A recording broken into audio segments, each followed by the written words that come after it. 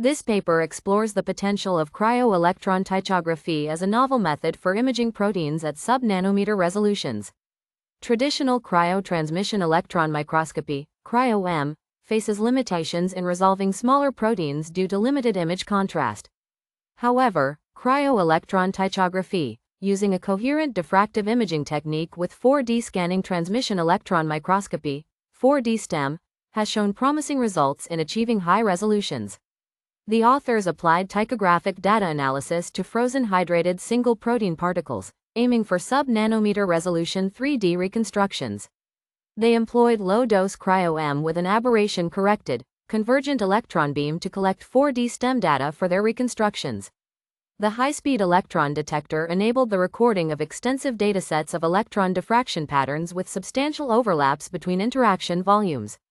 Iterative reconstruction of the scattering potentials from these overlapping patterns showcased strong contrast, enabling a reconstruction of the structure of apoferritin protein at a resolution of 5.8A. The authors investigated the suitability of cryo-electron ptychography for various biomolecules by examining apoferritin, the Phi92 bacteriophage, and the tobacco mosaic virus, TMV. They demonstrated that sub-nanometer resolution can be achieved from fewer particles than typically imaged in traditional cryo-EM. This suggests the potential of cryo-electron ptychography for studying smaller proteins or the structural arrangement of smaller features within cells and tissues. While cryo-electron ptychography shows promise, the authors acknowledge the need for further research and optimization. Key challenges include improving the signal-to-noise ratio in the collected diffraction patterns, especially under low-dose conditions. The authors discussed strategies for minimizing dose constraints and improving data acquisition speed, highlighting the need for advancements in camera technology and data processing algorithms. The paper also highlights the challenges associated with correcting for contrast transfer function effects in ptychography, which are not yet fully established. The authors suggest that cryo-electron ptychography has the potential to revolutionize structural biology research by providing unique insights into the ultrastructure of vitrified biological tissue. They believe that future research efforts should focus on improving the methods and addressing the limitations of current technology. In conclusion, the paper presents a compelling case for cryo-electron ptychography as a promising new technique for studying biomolecules at sub-nanometer resolutions. The authors provide a comprehensive overview of the methodology, its advantages and challenges, paving the way for future research in this exciting field. The paper meticulously examines the experimental setup and data analysis procedures. They describe the preparation of protein samples, cryo-EM data collection, ptychographic data processing, and the subsequent 3D reconstructions.